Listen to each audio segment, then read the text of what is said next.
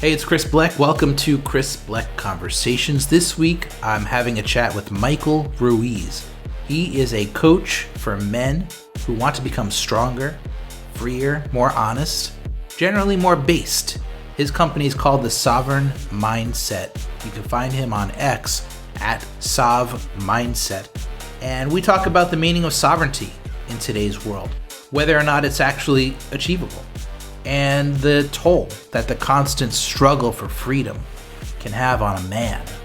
So it's a really, really great chat. I really enjoyed it.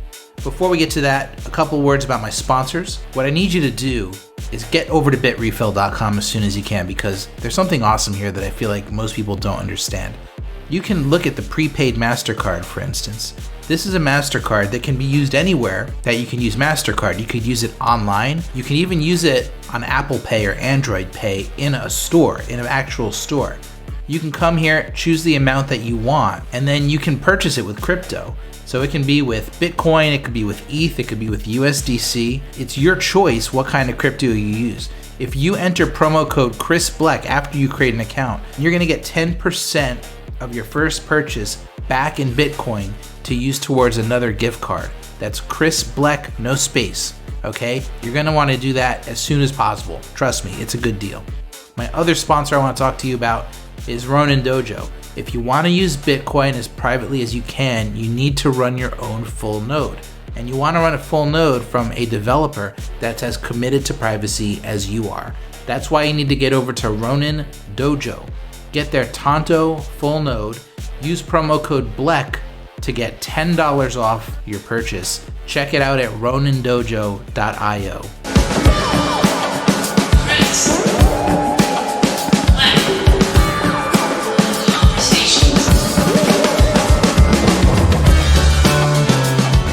My man, Michael Ruiz, Sovereign Mindset. What's going on, Chris? How are you? I'm great, actually. Just got back from a trip to the north, where the weather was okay. But back now in sunny Florida. That's right. As are you, I believe. Yep. I think we got like our first cold front coming in. Yeah, man. That we just dodged a tornado last week up here.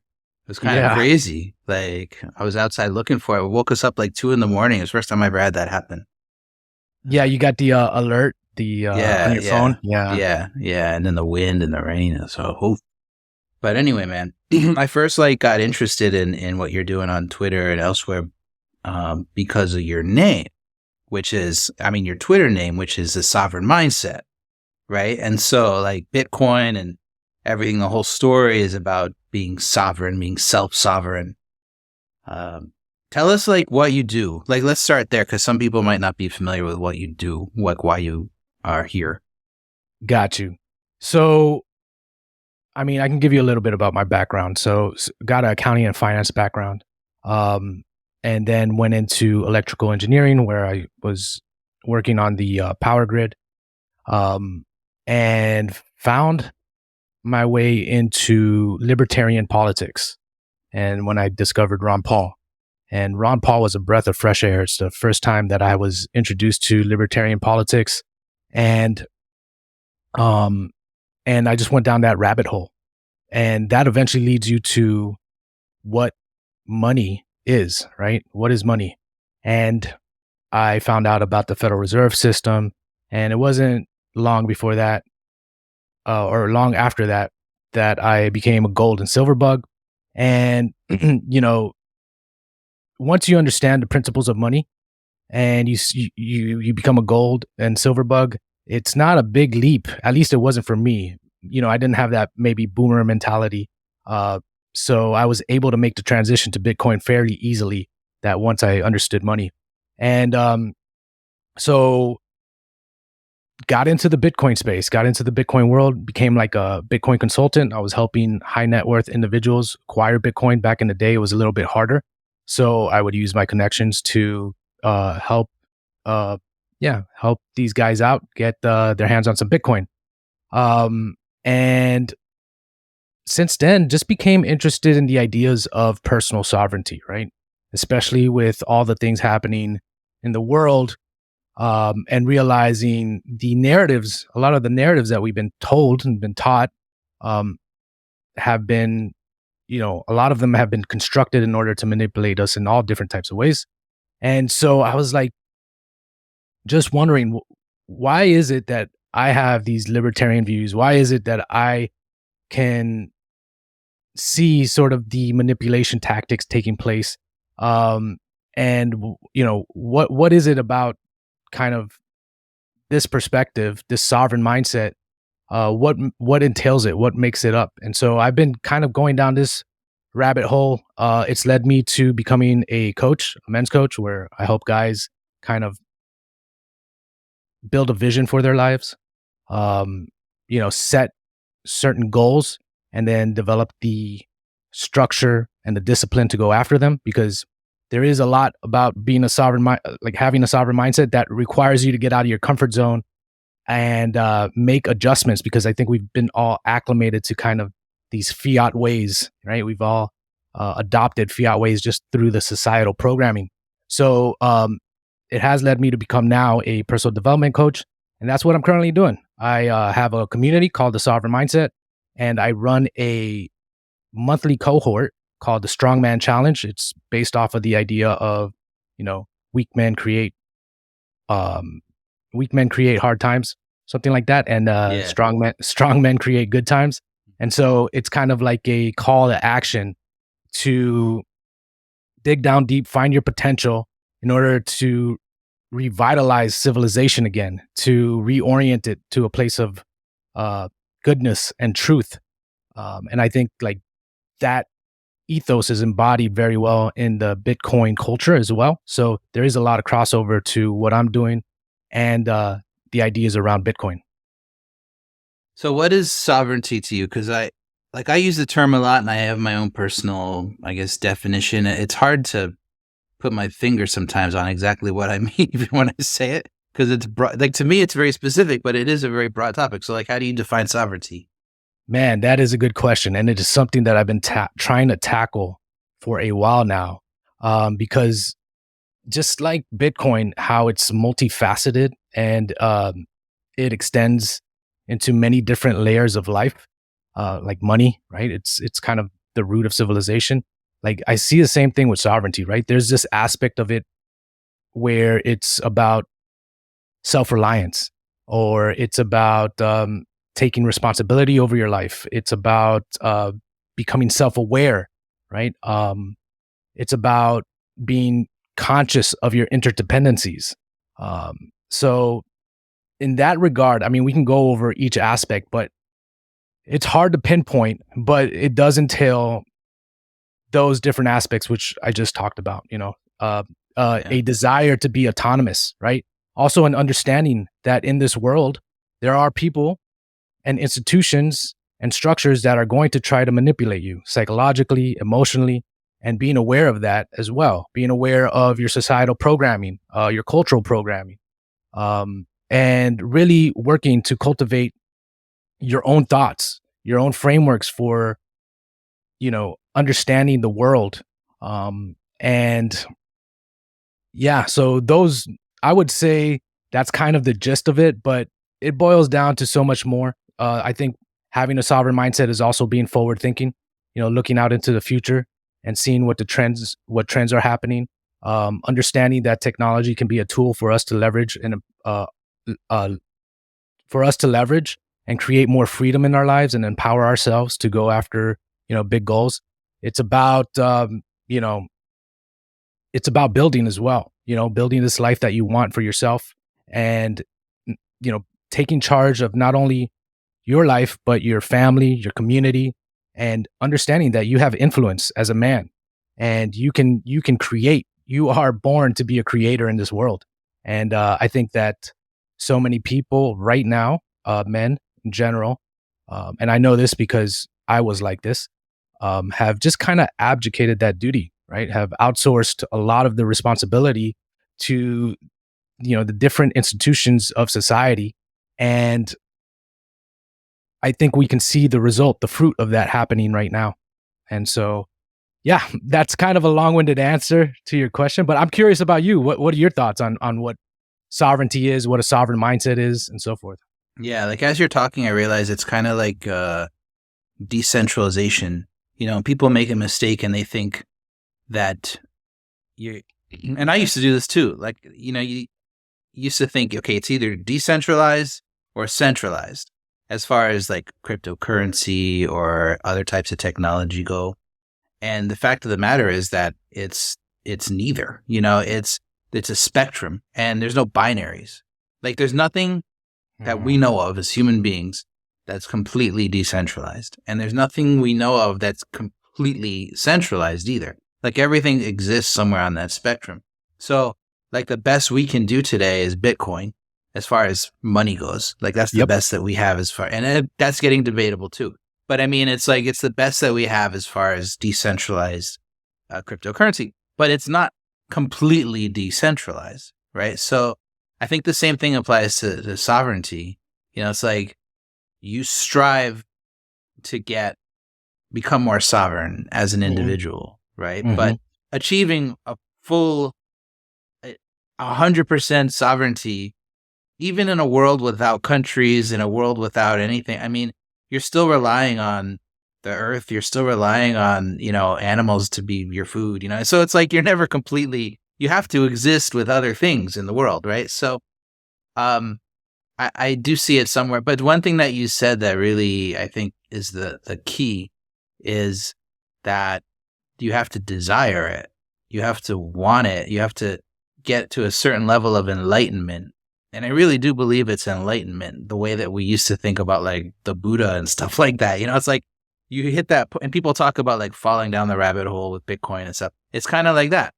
You get enlightened all of a sudden. It's like you're born again, and you start to realize there's more to life than just fitting into this system and doing what I've always been told to do and just, working until I'm 65 or 70 and then just waiting to die. There's more to life than that. And it's similar also to people you see walking down the street that weigh 400 pounds and eat at McDonald's every day and don't even think about the alternatives, right? Because they just, why? Like, what's the point? It's like they don't desire to be healthy in their body. And I shouldn't talk because I'm kind of chubby. But I mean, it's so, to me, it's in the same vein as things like that. It's like you have to want it. And then after that, you spend the rest of your life striving for more of it. Like, it's a never ending journey. Yeah, it is a never ending journey of, self-actualization and self-awareness and so forth. And you're absolutely right. It's one of the conclusions that I came to as well, as far as sovereignty being a spectrum. So what I try to do as well is kind of map out the territory of your life, the different aspects of it, and becoming conscious and aware of your interdependencies. Like you said, we all need to exist in this world of objects, and we all rely on these external influences to some degree or not. But it's also becoming conscious and aware of them, right? Like, okay, you're getting your food from Whole Foods. Okay, great. Now you're dependent on Whole Foods, but if they require you to have some type of chip in order to buy your food, well, now you're now dependent on this source for food that is going to impose their will on you in order to buy that food. So it's like, becoming aware of that and then deciding, hey, I'm okay with this relationship, with this, external dependency that I have, right? So what I try to do in my program and with my guys is I try to map out the territory of your life and decide, hey, do you want to be dependent on this person? Do you want to be dependent on this institution? How can we move the needle forward for you to become less independent if it's something that, or less dependent if it's something that, if it's a relationship which you've deemed not in alignment with your values, for instance, right? So, a lot of my guys right now, they're building up their local network, talking to different ranchers, talking to different farmers, and building their like conscious interdependencies, where they now are moving the needle, right, in that spectrum of sovereignty towards something that's more in alignment with their overall value system.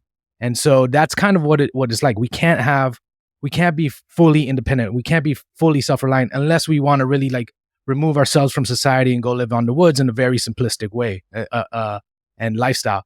But if we want to interact, which I think human beings, right? We are social creatures. I think it gives us fulfillment to live within a society, and it's a process where we can really self-actualize our skills and our knowledge in order to create in this world. And so, just becoming conscious and aware of it. Do you work for a corporation that's going to require you to take a a COVID shot? In that case, hey, what can you do to perhaps change this interdependency that you have to become more sovereign, to live more in alignment with your values, because you already know that there's going to be this external influence onto you which doesn't align with you. So yeah, I think it's very much a spectrum and becoming aware of the trade-offs. Yeah. I go back and forth on like the awareness. Like, so I used to think that just being aware of all the problems was enough to make somebody want to be sovereign. Like once they realize XYZ, once they realize that the dollar is a useless currency long term, once they realize how much we're being controlled by the government, that they'll automatically want to get out of that system.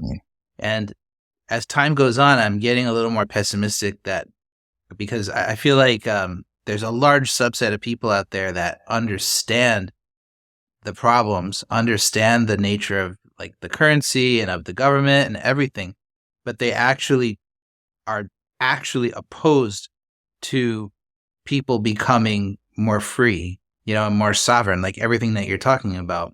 So do you feel like there's actual active opposition to this kind of thinking? Because that's the way I've sort of been evolving in my head. Yeah, I mean, I think there's always opposition to this line of thinking, right? Like there's just always this pressure to conform to the herd, to the group. So I think you're always going to have that. But I think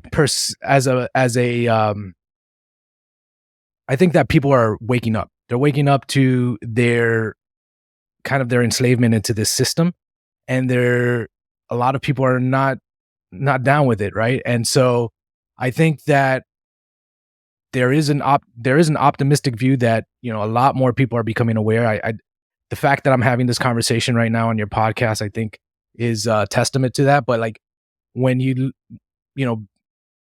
just 10 years ago is a very lonely place to be a sovereign-minded individual, because so many people were still within the grips of this, this paradigm, which I think it's a great deception that's been put upon us, because you look at two-party politics and, all of that to me seems like a rigged game. And so it's like recognizing that. I think a lot of people are now recognizing that more. A lot of people are realizing, hey, there's something wrong with the system, that the narratives that we've been told, number one, they don't seem to hold water anymore. Number two, they don't serve my interests. Okay, so now I'm going to have to figure things out for myself. Where do I start? There's a process for all of that to take place. It took me a long time to do it. Remember, when we become acclimated to a certain way of life, it takes a while to readjust. Some people never will. Some people are going to just be happy, or just take whatever life throws at them and just go along with the program and take whatever consequences come with that. Other people, I don't know what it is. This is kind of what you were alluding to. What is it within people that makes them wake up and become aware and make them become like kind of like almost sentient again, right? Where they're like, hold up, I'm in the matrix here and I need to pull myself out. I don't know what that is. I've heard different people say it might even be like a genetic mutation or something like that, where, we're not programmed to go along with the herd, the group think. And I don't know what it is, but I know that it seems like there's a lot more people waking up. And so if I can use my voice to find those people and then assist them on their path to becoming more sovereign, that's work that I find fulfilling. So Yeah, as far as like to your question, yes, there's going to be a big subset of people that always kind of go with the program, but I also do think that there's a lot more people waking up as well. There's so many parallels to what I'm trying to do with crypto for the past like 3 years, because initially Bitcoin was the focus, and everybody thought of crypto and they thought of Bitcoin. And Bitcoin is,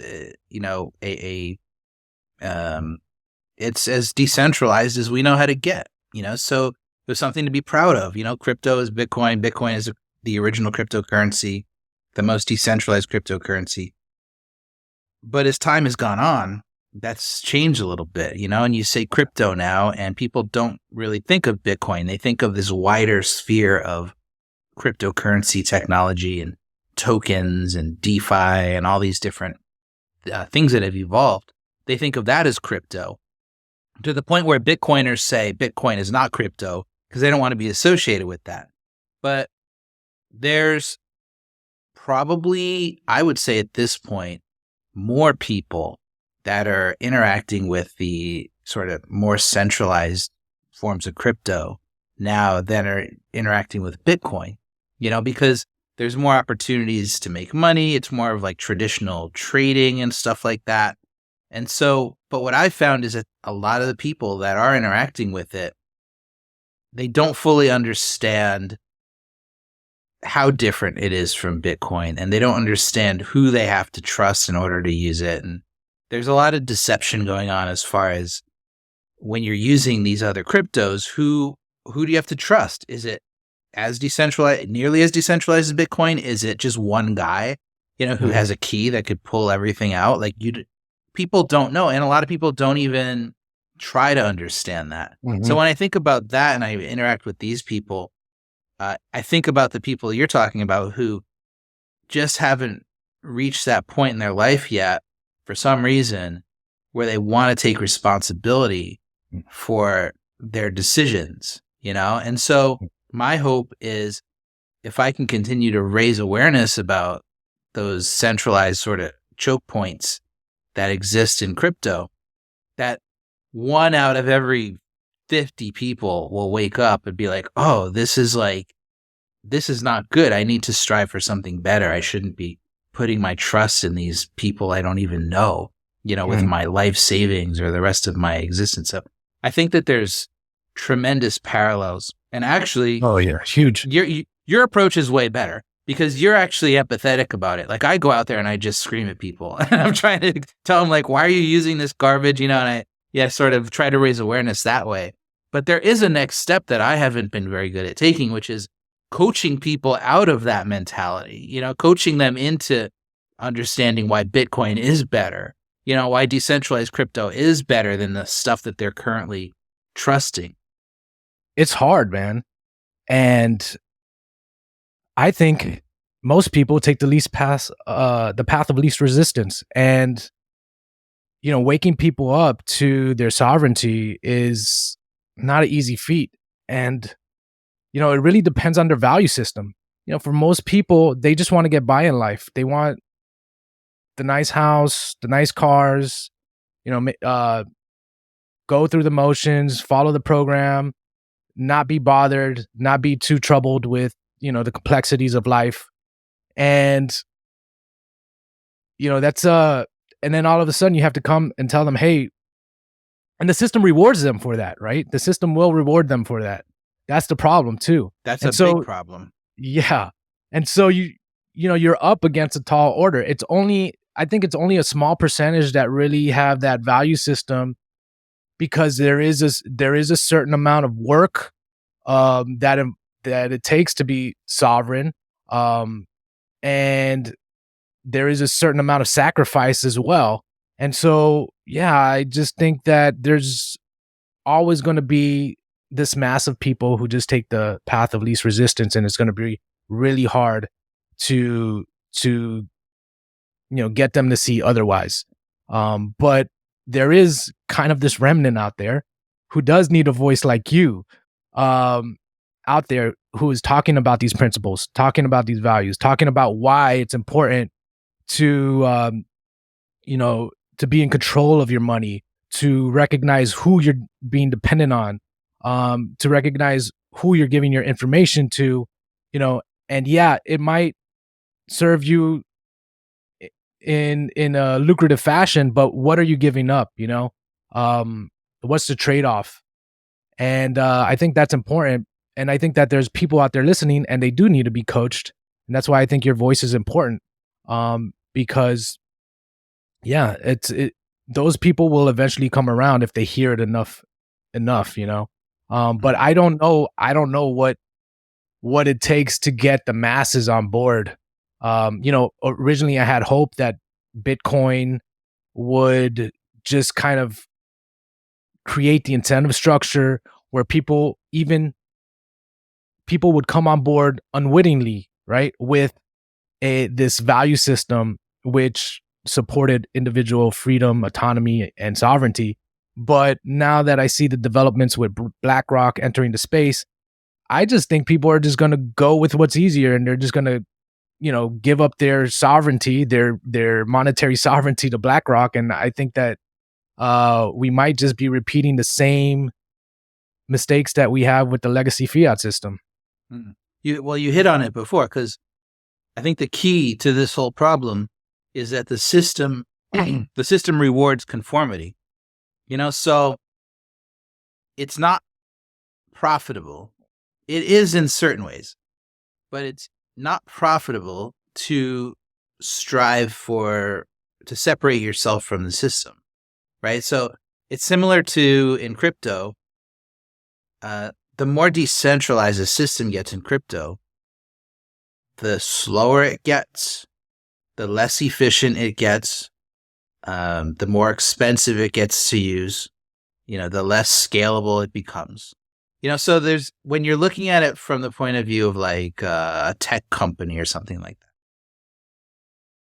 why would you choose this slow Bitcoin-like system that's expensive and pollutes the environment, all this nonsense, when you could have this beautiful, slick, fast system on a server, like an Amazon or a cloud server or something like that, and it doesn't pollute, and it's fast, and it's super cheap.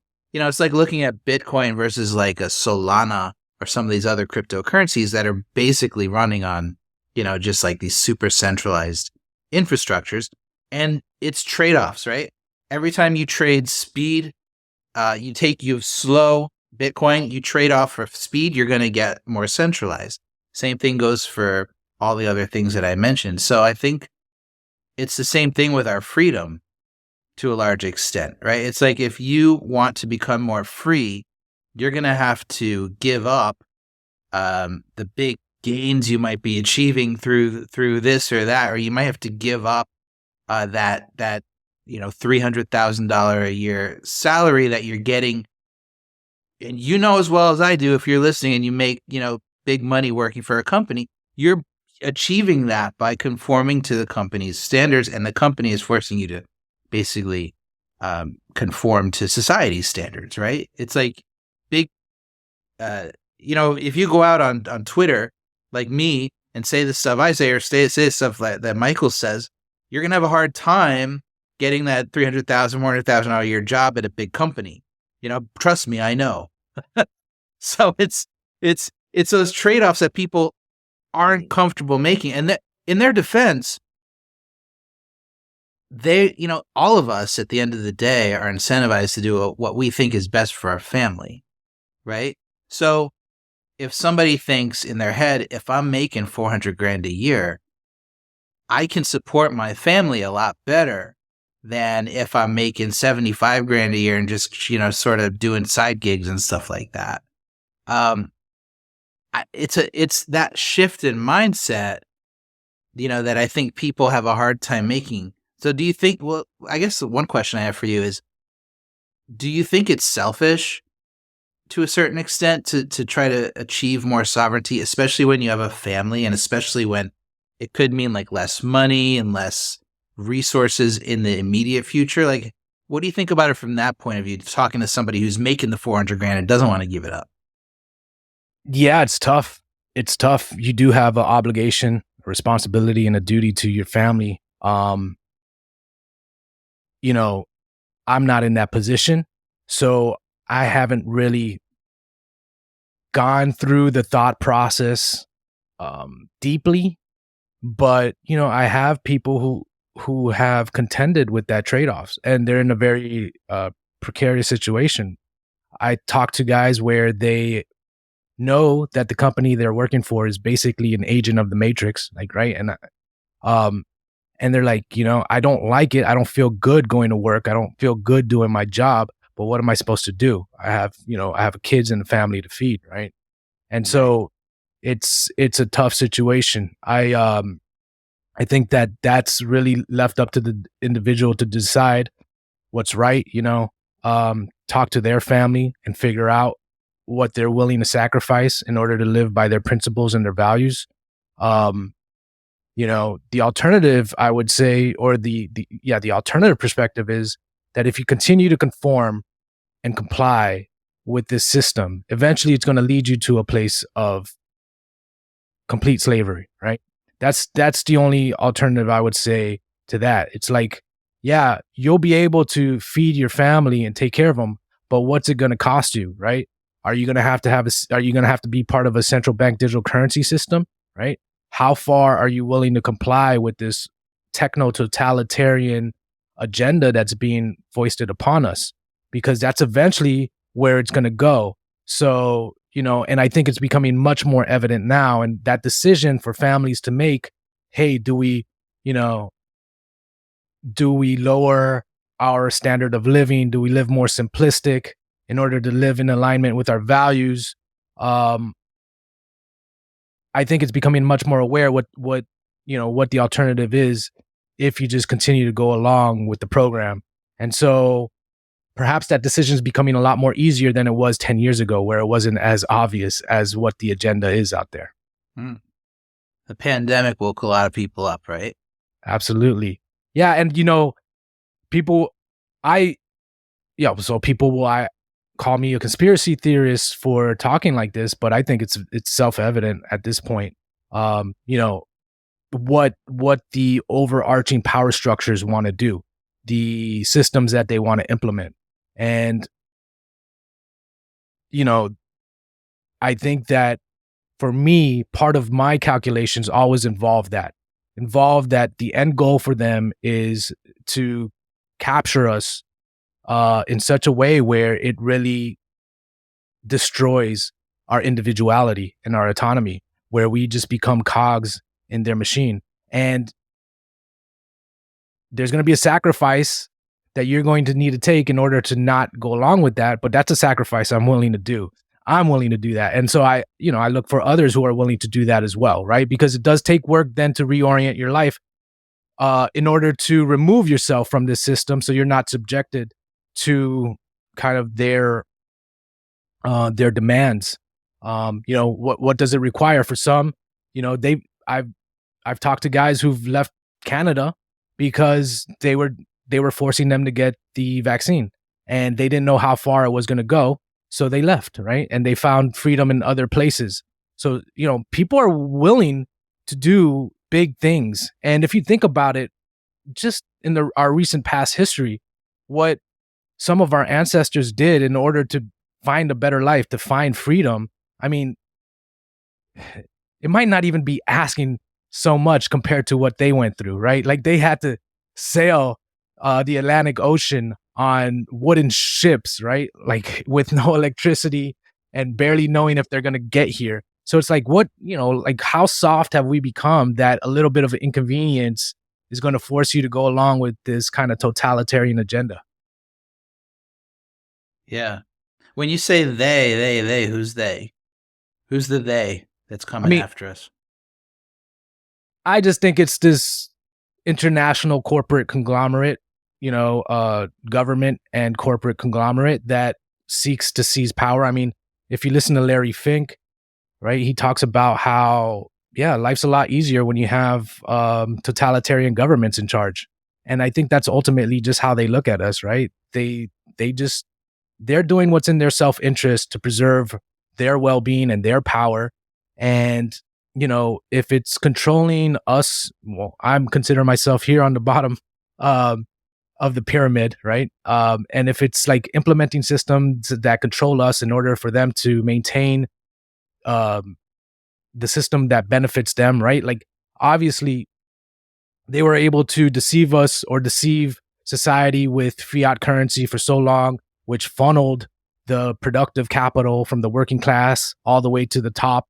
And, now we're seeing the result of that in with the inflation that's coming about. But, for decades, they've been able to like siphon off uh, the wealth of society, right? And so I think they want to maintain that system. Whoever it is, the central bankers, whoever's controlling the kind of power strings right now is they. And I think it's more of a conglomerate than an actual group of people. And so that's kind of my idea of who they is. Do you have any thoughts on that? Yeah, I mean, I think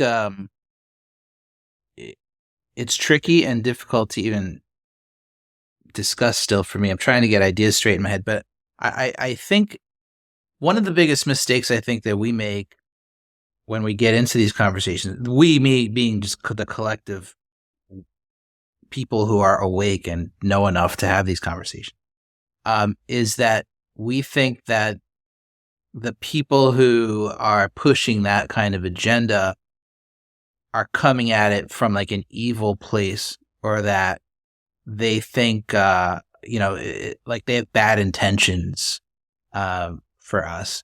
And I think that for me, I sort of started to realize, you know what? I don't think anybody that's doing anything, and even like going to the people we think are most evil in history, like a Hitler or something like that, like in Hitler's mind, he's doing good, So it's like Hitler's not sitting there thinking, I am the most evil person in the world. I'm going to do he's not a super villain in his mind, right? So it's like the same way that somebody like Hillary Clinton or Bill Gates, or these people who we think of as trying to control the world and pushing an agenda that we don't believe in, they're looking at it from a point of view, I think, of like, this is the best path forward for humanity over the next few hundred years, And so it really, when you start to see it that way, for me, it starts to become clear that it's not that much different from, living, in a country that's debating, should we, have liberty or should we have socialism? It's like that sort of conversation, but it's happening on a much grander scale. And I think that one advantage that side, the controlling side, we'll call it, tends to have over the individuals like us, is that they have, first of all, they've got the money, right? So they have power, but also they have they have a longer time preference almost. It's like they're thinking 500 years into the future because they can afford to. They don't have to worry about paying their rent next month, right? It's like they're able to think ahead. They're thinking about their great grandkids, and what kind of world they're going to live in and what kind of power and resources they're going to have. Whereas when you try to strive for sovereignty on an individual level and you live that libertarian sort of life, you'll never be in that position where you can think that far. I mean, and we still do think that far out, but as far as being able to act upon it, having the resources to do so, that's where it gets really confusing and hard to think about, because I do think you and I and people like us, we do think about the next generation after that. We do think longer term, but we still have to spend a large chunk of our time figuring out how we're going to pay the rent next month. So why do you think we don't see many people on the level of control and resources of a Bill Gates or Hillary Clinton? We don't see many of them pushing for sovereignty. of it, the individual. We don't like. I guess Elon Musk is an example of the opposite of that. But it's. Why do you think that most people who achieve that level of power use it in the way that Bill Gates does, for instance? I think there's a new phenomenon. I think that if you look at maybe the wealthy of the past, I think that they had a much more altruistic view of life, and they, like I went to a park the other day, and the park was created by this millionaire or billionaire back in the day who, built it, and in order to kind of give back to society, to give back to the local community, to provide something of value that exists into the future.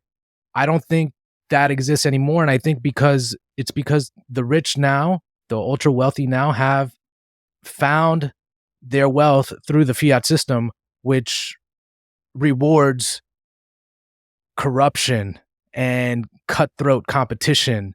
It doesn't reward cooperation. And so I think that it may change. And I think that the idea of thinking long term and building out a legacy, I think it's starting to make a comeback even amongst individuals. I know I'm thinking about it now more for the first time, and a lot more other people are as well. I think there's a couple factors that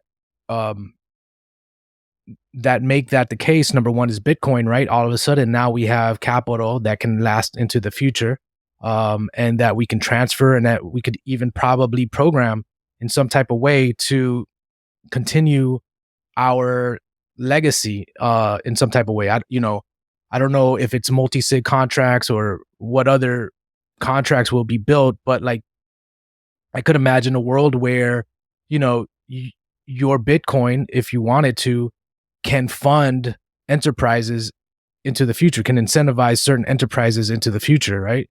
And so now you can really start thinking long term. I also think that there's a revival of religion and spirituality, particularly in Christianity, that's happening, that, people are now thinking, beyond just the here and now, but into their afterlife as well, which I think for a long time, the mindset of society has been pretty much secular. I know I grew up like that. But I think with this revival of Christianity, it's also extending the time horizon beyond just what's, time and space, but actually now into eternity. And so you're thinking about the salvation of your soul now more. So I think those two factors are really going to change the landscape and the dynamic and how individuals think about the actions that they take, especially into the future. And I think that we're going to start to see cross family cooperation, where, because I think that's one of the key issues that's really affected the way society has been shaped, is that we become atomized, and we cooperate with each other solely through corporations for the most part, right? And we're not actually putting our interests in alignment with those, except to make money. So I think that now we're going to start seeing families build together and build into the future. And I think I'm already starting to see the beginnings of that, where families are coming together, they're creating retreats, they're creating a culture around, raising their kids with values. And, that stuff gives me hope. And I think that I'm optimistic that is going to start changing the landscape, and that I do see people like, hopefully Elon Musk is a good actor. I'm still unsure about that. But for instance, I do think that we're going to start seeing a lot more philanthropy that actually exalts the human spirit versus, oppressing it and bringing it down. And so there is, I am optimistic in that regard, that we're going to start seeing a change in the elite class and how they interact with society. And, yeah, so it's kind of my short answer, long answer there. Yeah, it gets so tricky though when you go back to what we were talking about before, and like it's less profitable for them in the long term to support our quest for sovereignty. It's like we would all love it if what's life about then? Like, is it just to make as much? I think that's what a lot of people are discovering. Like, what, even for these billionaires or these ultra wealthy, what's life about? I mean, that's the thing. For some of them, they want to live for eternity. Like, that's their goal. Like, you see them on Twitter, right? Like, they're trying to become gods here on earth. And for those people, yeah, I mean, they're going to become super selfish and parasitic. But for others who have a more humanistic view of life, I think they're gonna come to the same realizations that we all come to. Like, hey, like, is life only about chasing money and having social rank at the top? Because eventually it's gonna run out. Eventually you're gonna die. So, man, maybe there's more to life, and maybe there's something that I can leave behind that's actually of value to the people.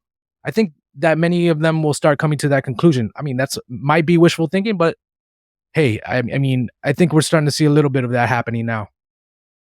Yeah. What I think part of the problem is that the people who do think that way and who support our quest for freedom on an individual level, because it's every individual's job to secure their own freedom, right? So you and me and everybody else needs to go on that personal journey. And so, yeah, there's billionaires out there who support that. But the way that they support that is by not doing anything. It's by leaving us alone, right? As opposed to the people who don't support that. And the way that they don't support that is by taking action and being loud and trying to create zombies all throughout the world, and trying to herd the sheep.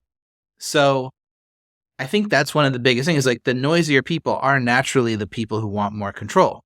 And the quieter people who just lay back, they, are supportive of us, but their job is to lay back. So I've started to come to the realization, in a pragmatic sense, and like approaching reality for what it is, that libertarians almost need to come to terms with the fact that the majority of people in the world are never going to fully understand what they need to do. They're going to follow. We're not going to be able to get rid of the followers. And we're getting to the point now with the global population where the followers are capable of tyrannizing us. The tyranny of the majority is very real, especially as we grow into the multi-billions and eventually just, huge numbers of people on the planet. The additional people on the planet are not going to be libertarians, right? They're going to be followers because they don't even have food. They don't even have clean water. They need help. So I think that libertarians over the next few years and decades need to come to terms with the fact that we actually have to herd the sheep.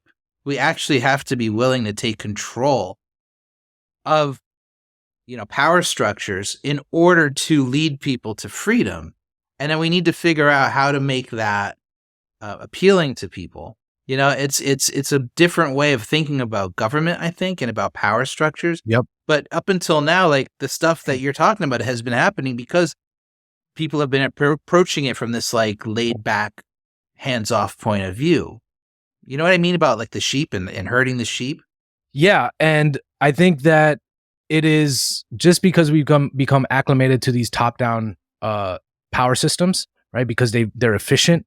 And so that's all we've pretty much known. But, the way I see that happening is that I think that there's tremendous power in the individual. And I think that we can create power structures within our own sphere of influence, within our own local community, and create a type of independence and self-reliance that allows for the local community to flourish. And I think that if we can do that on a massive scale, right, throughout the world, that changes the dynamics of, the top-down power structure. And the way I view it is just similar to like, the nodes showing up on a Bitcoin network, right? It's like all of a sudden you have all of these little freedom pockets throughout the world sprouting up. Like, I think El Salvador is a good example of this, where, you had one guy go there and turn this sleepy beach town into a Bitcoin economic zone. And all of a sudden that created the cascading effect, right? For it to turn into an international movement where you have a whole country basically adopting Bitcoin as legal tender and moving everyone onto a Bitcoin standard if they choose to, right? Huge, but it happened from one guy. And so I think that especially with technology, the power of the individual is becoming much more revealed. And I think that we're going to start seeing people try big things, big ideas. And I think that is what's going to change the landscape as far as the power structures are concerned. And it's kind of like the sovereign individual thesis, right? It's going to be a transition phase. It doesn't happen all at once, but we can already start to see it happening now, even with this movement for like Bitcoin citadels, right? The whole idea is like, hey, we're gonna build this parallel society, this parallel economy, because this alternative one is full of corruption, full of authoritarian influence, and it's not in alignment with my value system. So we're going to get together and we're going to build a alternative community. And I think that what's going to end up happening, or what I hope will end up happening, is that we're just going to see these networks of decentralized communities throughout the world start to build their own supply chains with one another and interact with one another. And I think that's what changes the power structure and allows for human flourishing on another level, on a level that we haven't seen in for a long time, if not ever, Yeah. Yeah. I don't know if you share my optimism or if you can see that perspective, but I'd be curious your thoughts. As you're talking, I'm thinking about during the pandemic, how surprised I was to see some libertarians and libertarian like think tanks like the Cato Institute and others, that I respected as libertarians, as free thinkers, as supporters of sovereignty, suddenly kind of like just like The Walking Dead, all of a sudden they just turned into supporters of tyranny, supporters of the oppression of individual rights with regards to public health and bodily autonomy. It's like there were libertarians out there saying like, you should be required to get this medical treatment against your will because liberty only goes so far. So it's like, I feel like there's these demons lurking in a lot of people's heads that can only be triggered through tremendous amounts of fear and crisis and dog whistles to a certain extent. And I do get worried about like locking in with any particular group of people, because I feel like you never know what demons are lurking. You know what I mean? So it's like, one thing I'm thinking about as you're talking is like, I feel like we as people thinking in this space need to sit down and almost like draft a constitution of like sovereignty. The real, yeah. Like, I mean, things that are unviolatable. Like, I mean, if the founders of this country knew about the challenges we were going to face with like bodily autonomy and stuff like during the pandemic, if they knew that was coming, they would have written into the Constitution that the government can't force any citizen to get a medical treatment. Absolutely, 100%. But they couldn't foresee it, right? They couldn't, obviously, because it's not there. But I absolutely think they would have all been on board with that. So what are we not thinking of now that's going to be a problem in 10, 20, 30 years that's going to trigger people into trying to oppress freedom again? Like people living in the Bitcoin citadel, all of a sudden half of them are going to try to force the other half to do something. It's like anytime there's groups of people, I get nervous now. So that's what I try to think about. I try to think like, what are we not thinking of, like with regards to artificial intelligence and with regards to the way we use technology and with regards to, still with public health, because I feel like we've barely scratched the surface. Public health is going to be an insane issue for the next 50, 100 years. self-driving cars, it's like stuff like that. Like I know I don't want one because I know the government's going to be able to control like the behavior of it and whether it's going to drive me off a cliff or have me run over that 10-year-old girl. It's like stuff like this drives me nuts. That's the difference. And that's the forward thinking that I think, sovereign individuals or sovereign minded individuals need to have, is understanding that it's going to be used. Like, I think that we are in a war right now between collectivism and individualism.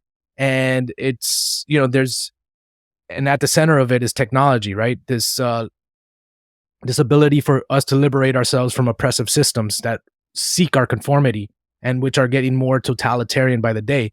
So there is going to be this war. And so you're going to have to recognize that people are, or there are going to be forces out there that are going to try to get you to conform. And so being forward thinking in that is going to really help you out, right? Like you thinking that, hey, I don't want a self-driving car, even though it's nice and luxurious and convenient, I know that one day that's going to be used against me.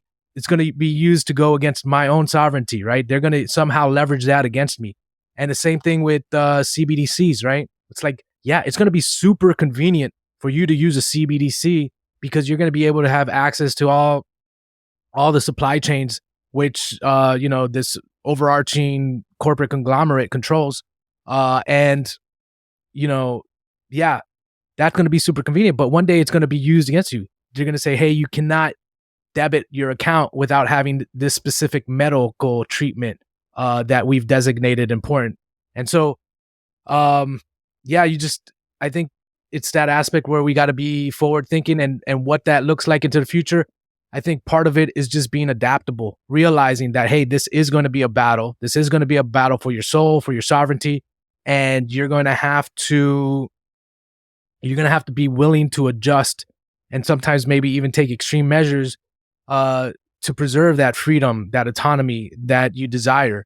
And you're going to also have to draw your line in the sand. Like, what am I willing to go with and what am I not willing to go with? For some people, they were willing to go along with a mask because they it's stupid, it's inconvenient, but I still need to get to this place. So I need to put on this mask in order to get on this plane. Right. Okay. But how far what if they crossed another line? Are you willing to go with that? I think people need to start making these decisions now, drawing their lines in the sand now and deciding what they're going to go along with and what they're not going to go along with. And it's going to make that what you're talking about, Chris, where it's like, hey, we need to look out into the future and what are we not considering? Well, it's going to make it a lot easier then to navigate that when it comes up, because I can't look into the future and tell you what's going to happen, but I can tell you the trend and I can tell you kind of the battle that we're in, the nature of it. And you're going to have to decide how far you're going to, what parts of your life you're going to give up your sovereignty in order to comply for convenience, and what parts you're willing to say, no, I'm not going along with that and deal with the consequences that come with that. Yeah, but how do you do all that when the power structures of the world, which, whether we like it or not, we're trapped in, as far as fiat, as far as government, geopolitics and all this stuff. Like, how do you, like, the only way that I can think of to survive this while still pursuing sovereignty, never fully achieving it, but just pursuing it, the only way is to play like loopholes in the system to try to just, like, I moved to Florida, still within the U.S. power structure, still within the global power structure, but came here because it's like better than New Jersey, right? So it's like, it's still like there's really nowhere in the world you can go to fully, like, the world has been conquered, so to speak, right? It's like there's nowhere you can go to fully escape all this. So is it just really about, and the same with you're telling people, like, think about farming, think about how you can self-sustain your life. People move out to fertile farmland and grow their own food and stuff like that, but they're still running from the power structure. So is really, for us, are we limited to just trying to constantly escape and evade them? Is that what sovereignty is now becoming for us? Like, or is there something more that I'm missing? Because all I think about every day is like, I'm getting another passport. Bitcoin is what it is. 12 words in your head, you can go anywhere in the world. It's all about evading that constant attack, and it doesn't feel good. But it's like that's all we've got. I feel like. Yeah, I think that it might be just the era that we're in right now. Where this is what we have to do, and I think there are parallels to the past. I know when the Dark Ages came around, right? The monks went up to the monasteries in order to preserve their values and their culture, right? And that might be what we have to do as well. It's like, yeah, we might have to kind of maneuver throughout this world in order to preserve our freedom and our values and our culture, and until this system kind of crumbles in on itself, right? That might be the case. I'm not sure, but there might also be the idea that you plant your flag where you're at and you deal with it the best you can, right? You find those like-minded people, you build up some type of resistance, some type of stronghold, you build up your local network, you find doctors that are aligned with your morals and your values, you find the local businesses, right? With the same idea. You start building up that local network. You start getting involved in your local politics. You start trying to build these little pockets of resistance throughout the United States. And I think that that itself, if that happens on a decentralized scale, and it happens and it's distributed throughout the United States, it might be enough that you can then there is this stronghold that does develop, right? Where it's like, not everyone is going to conform, and for them to get everyone to comply is going to require so much manpower, so much effort, that they just allow these little pockets of freedom to exist within the United States, right? That's similar to what happened in Russia, right? During the communist reign over there. At least from my research, like they had these little, cells of resistance, little pockets of resistance. They were Christian. They held Bible studies in their apartment, and there was kind of like this underground network that existed where, they took care of each other, and they were able to get through the whole communist reign, pretty much intact. So are we going to get to that level? I don't know, but yeah, it's going to be tough. Is that what we're faced with now? Is that the era we're living in, where it's kind of like jumping from one bad situation to another, and then, getting that taken over and then finding another? I don't know. Hopefully not. Hopefully, especially with Bitcoin, the internet, the communication structures that are coming out like Nostr, we will be able to, build this parallel societies that's built on freedom. But I couldn't tell you. All I know is that I can do what's within my power, right? And what's within my power is to build myself up, build my strength up, build my my network up, my connections, my family, influence the people that I can around me, and do the best that I can. Because ultimately, like taking on this whole thing, like, or thinking that you have to take on this whole power structure you're on your own, can be very self-defeating, very demoralizing, right? But, from what I've experienced, connecting with like-minded people around me and building these connections is very empowering. All of a sudden, I know there's a fruit farm where I can buy my fruit. There's a cattle rancher where I can buy my meat from, and I have a direct one-on-one connection with them. All of a sudden, it's a whole different feeling of empowerment versus feeling like you're living under this kind of oppressive system. Like, there is still a lot of freedom out there to be gained, but you actually have to go out there, put in the effort, and work at it a little bit, right? Yeah. I just get worried that the freedom is there to be attained, but then another pandemic comes along and wipes it out, or something like a a real pandemic comes along, where people are actually dying in the streets. Can you imagine after what we just went through, what would happen if that was a real a real deadly disease, that was actually causing that? Like, I mean, it would cause, I feel like it would erode every single thing that we worked for, except for Bitcoin, because Bitcoin can't be screwed with, right? Aside from that, I think like it would impact everything else, including people that are just like, even the last pandemic, they tried to go after Amish people, right? And Amish people got, like, I was just watching a YouTube video about this. There was like no COVID in Amish communities because they don't go out. They don't, they stayed to themselves, but they were still trying to force them to mask and to vaccinate and stuff like that.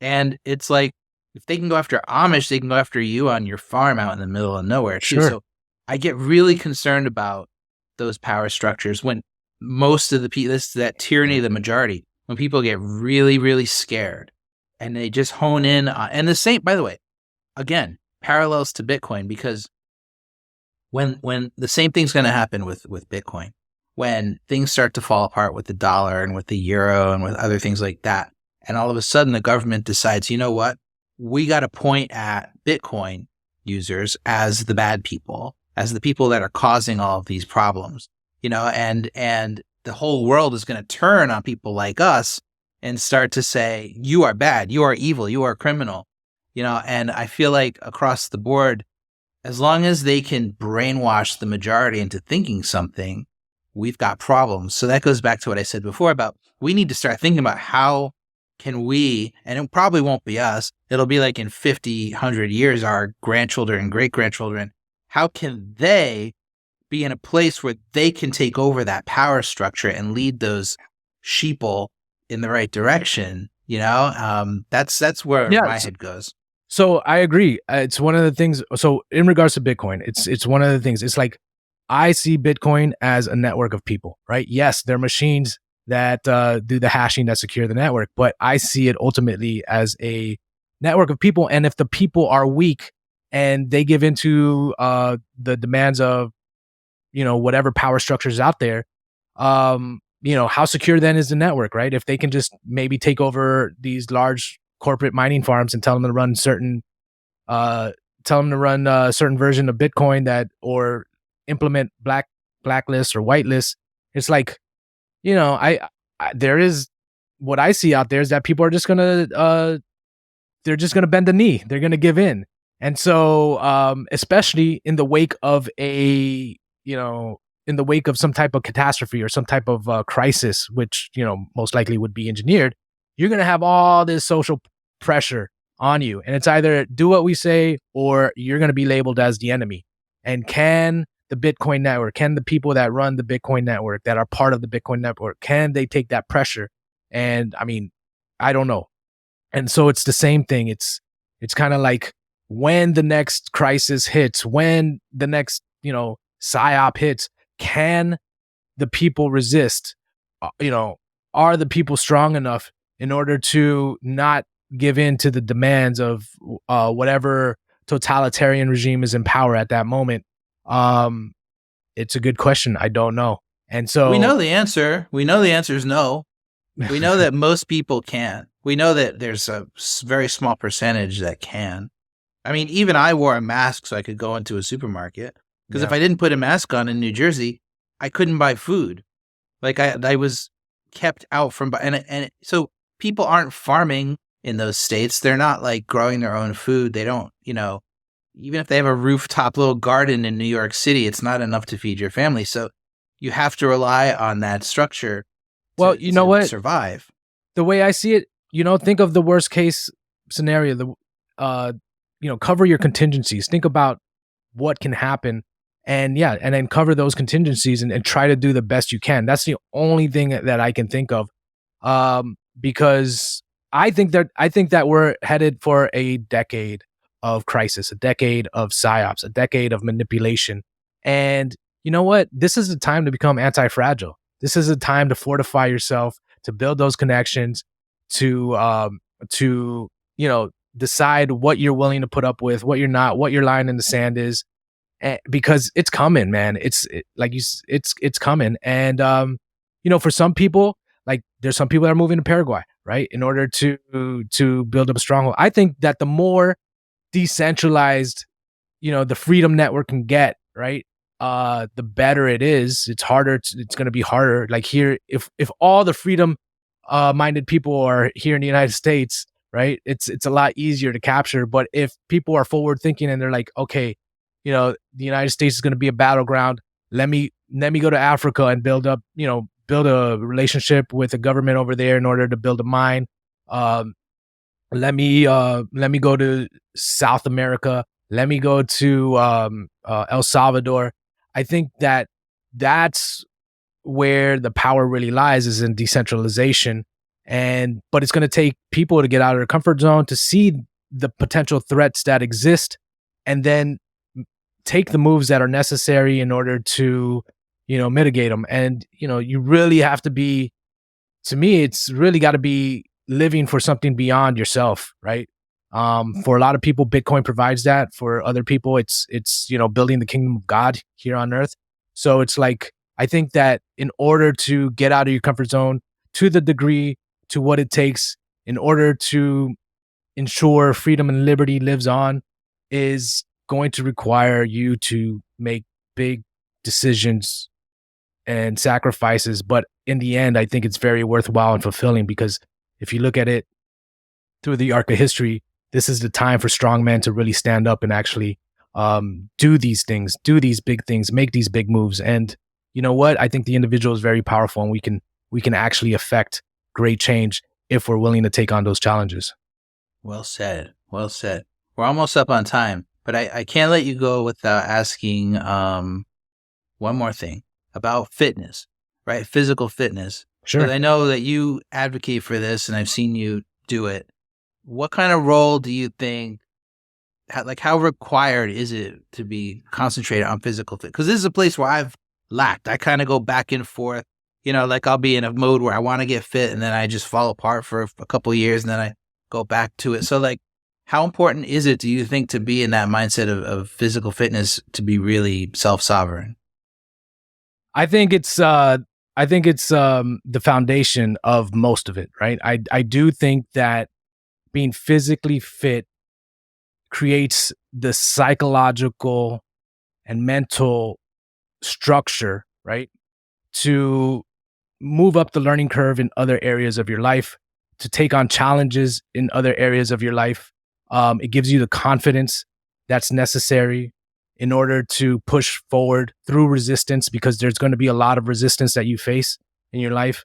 And I think that, as a man, it is one of the underpinnings of what it takes to build that strength in order to take on those challenges. So for me, it's something that is very important. I know, I've always worked out, but throughout my life. So it's something that's ingrained within me.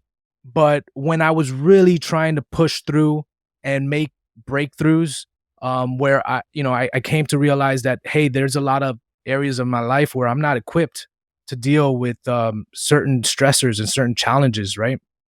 And so, the first thing I did was I got into the gym, into an MMA gym, and really challenged myself.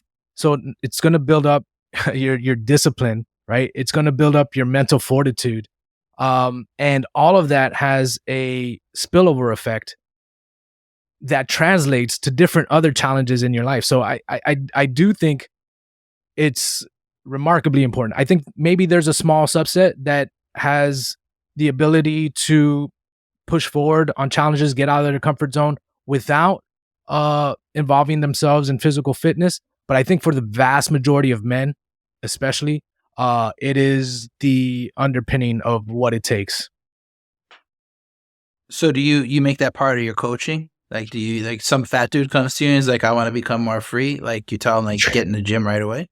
Sure. Yes. Okay. So yeah, it is.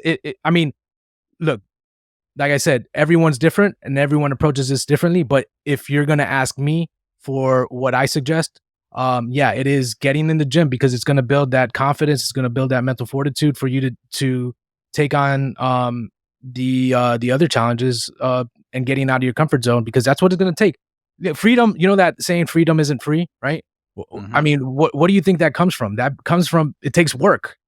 Oh, sorry. Hit the wrong button. Go ahead. We're good.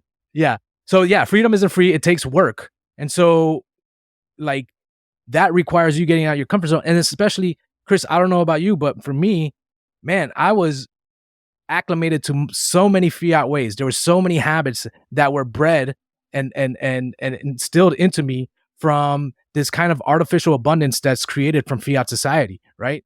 From drinking to other addictions to, just drifting through life, partying, having a good time, not really being mission focused, because there isn't that sense of urgency there. Why, when there's all this, artificial abundance, I can just take out another loan and cover, my previous debts and just kick the can down the road, right? But I think we're starting to see that disappear now. Inflation is really eating into people's lives. It's really reducing the standard of living. People, I don't know how they're surviving here in the US. I've severely cut down my expenses. In order to maintain your standard of living, it's going to require you to push through and become something more than what you are now. And so, yeah, how do you do that? Well, in my opinion, it all starts with getting in the gym and becoming stronger. And that is going to build the mental resilience that you need in order to really dig down deep and tap into your full potential. Man, it's like people are incentivized almost to do the wrong things, like with the way we handle welfare and the way we handle health insurance and just the way the government typically does things. People are incentivized to do the wrong thing and then get bailed out, and so it's a mess, Yeah, it goes back to like people will do whatever is.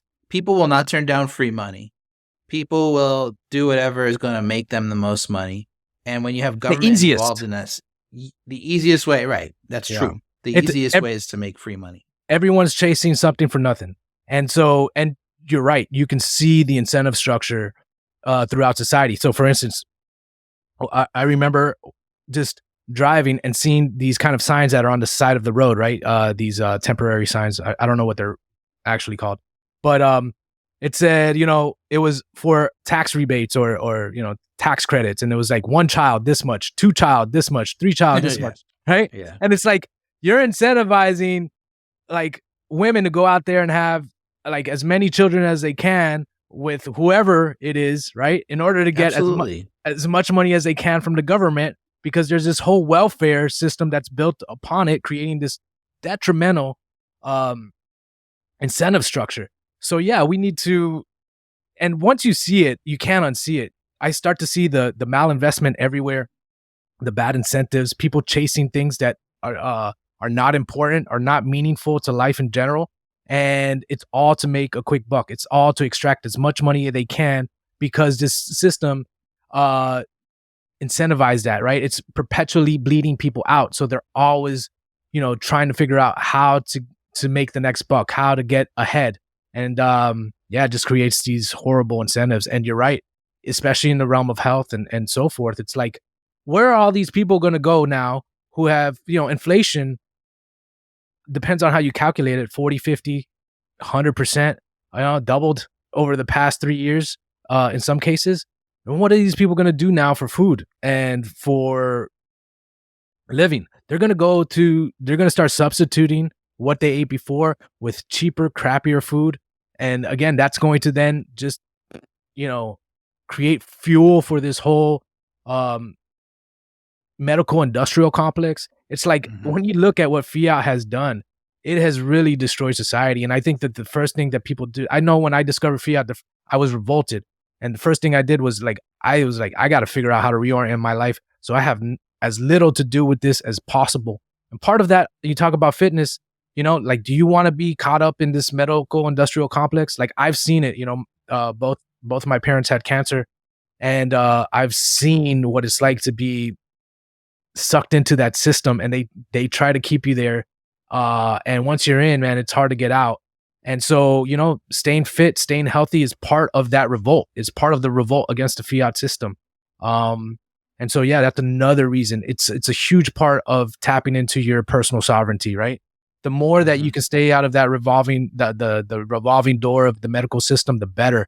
And a lot of these ailments perhaps are even treatable on your own through just taking care of yourself, through avoiding the cancerous chemicals that are put in our food supply and water supply and so forth. So I think it's something to be very conscious about, and really, it's really a big part of developing out your personal sovereignty. Yeah. Ultimately, you said it before, it's about thinking about something bigger than just yourself, and that could be religion, that could be your kids, your grandkids, that could be, other people who you feel like you're affecting in life, in the world. But like, if your concerns end when you're dead, then you're going to act selfishly during your life. If your concerns extend for 100 years, 500 years, whatever it might be, then you're going to think differently, and that's where, when we're engaged in these battles with, terrorists and stuff like that, and you hear them talking about, 1,000-year wars, and you realize we're sitting here thinking about like just tomorrow and nothing else, you start to realize the role that religion is playing, in sort of extending their view. Not to say that it's right or what they're, sometimes trying to do, but like it's important to do that if you really are genuine about wanting to make the world a better, freer place, and it's hard at the same time, because if we just turn down all the free money, if we just turn down all of the, like the paycheck protection thing during the pandemic was such a good example, because, there was so much money on the table that could be obtained, legally through programs that were going on during the pandemic. And then people like me are sitting there like, okay, I qualify for this. I can see exactly how bad it is for the economy, how bad it is for freedom in general. But at the same time, if I don't take advantage of it, then I'm just going to be, I'm going to have less resources to be able to achieve my goals. So it's like we were saying before, like, why is Hillary Clinton and Bill Gates up there so powerful and so rich? It's because they took advantage of every possible opportunity to get there and achieve that and have the resources to control the world. Whereas libertarians almost always fail because we just stay by ourselves. We leave each other alone. We don't chase all of the opportunities, all the free money, all the scams, all the fraud, and it's why we always fail. So we have to find some way to walk that thin line and stay free and stay sovereign while also trying to take control of the power structures. So this is interesting. This is interesting. You're making me think here. Okay, but that system ultimately comes to an end, right? The system that you're talking about with the fiat system, where it creates this whole incentive structure where you constantly got to participate. You basically have to participate in the scam in order to stay afloat and stay ahead, Mm-hmm. right? That ultimately comes to an end. Would you say so? Sure, eventually. Yeah. But in the meantime, it's like, sure, yeah, I don't believe in taxation, like I don't believe in Social Security and stuff like that, but I think, or at least the current version of it. But when I turn 65, I'm gonna take it, because if I don't, then it's just gonna go to it's gonna go to people who actually probably believe in that system and think that it should be this way, So it's like people say, like, if you're really principled, you would turn down the paycheck protection program money. You would turn down any government assistance that ever comes your way. But if you do that, you're just perpetuating the failure of libertarians because you have less resources. You're spending all your time worrying about paying your rent, buying your food, and you have less time to plan and to think and to activate in a libertarian sovereign mindset. So it's such a tricky thing. Like, it's a trade-off. It goes back to trade-offs. It's like, how can we walk that thin line? And how can libertarians come to terms with the fact that we actually have to control people?